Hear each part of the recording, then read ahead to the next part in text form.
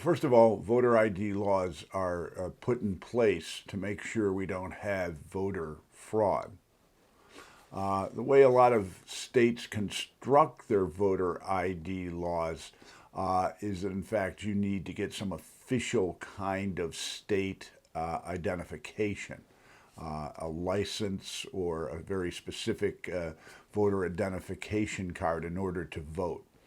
A lot of people, especially people of lower incomes, don't have driver's licenses, don't have access to the places where you can get voter IDs. In fact, may not even know that voter ID laws exist till they try to register to vote.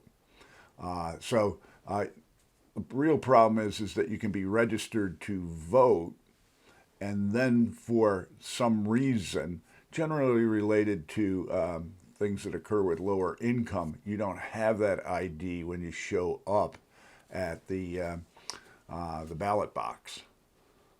So it disenfranchises people who are actually registered to vote, or keeps them from registering to vote, lowering voter turnout. The people that are most affected by this threat are lower income individuals because, again, they're the people that don't have access maybe to driver's licenses. They're the ones who don't have access to knowledge about the law. And as a result, what we see in terms of voter turnout, the people who turn out tend to be older, they tend to be better educated, they tend to be richer, and in fact, poorer, less educated people are less likely to vote. And one of the great impacts of that is we don't hear what they want to say, and what they want and would like our government to do never gets registered because they can't vote. Unfortunately, a lot of times in many places, race can be related to poverty. And it's really, if you went to Appalachia, for example, there'd be a lot of white people who would be disenfranchised because of their poverty and lack of knowledge of voter ID laws. But since in this country there is a racial divide also based on skin color that impacts poverty, yes, I would say that probably disproportionately more people of color are impacted by these voter ID laws than not. What's historically been done is that people have, in a variety of states, have fought voter ID laws. So in Pennsylvania, for example, right now you can't be compelled to show your ID in order to vote.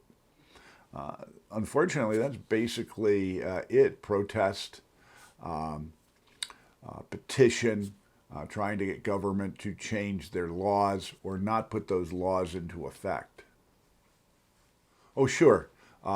Again, if you're white and you're less educated and you have less income, then you're less likely to vote. And one of those factors is that you're less likely to have an ID as well. So again, once again, unfortunately, in the United States, a lot of poverty is also tied to racial identification. But that doesn't mean whites aren't impacted by that. It's how you yourself see yourself. Do you see yourself as African American? Do you see yourself as Caucasian? Do you see yourself as Polynesian, as American Indian? We ourselves in the United States are able to identify who we are. So I have one friend who is of Greek origin. He was born in Athens, who classifies himself as other. He doesn't see himself as white or African American or American Indian. He classifies himself as other. I would look at him as white. Someone might else look at him as a person of color based on his skin tones. But it's really us as individuals who identify where we want to be. We've seen Elizabeth Warren identify herself as what?